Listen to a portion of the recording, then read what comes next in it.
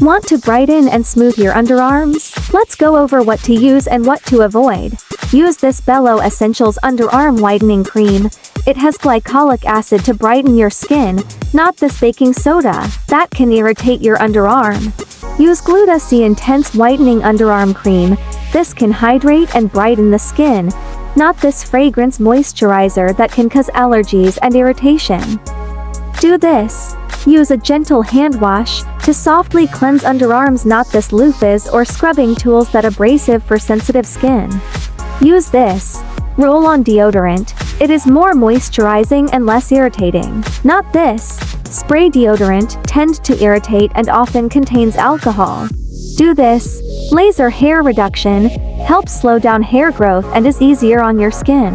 Not this waxing or shaving, can lead to irritation and ingrown hair. Which tip will you try first?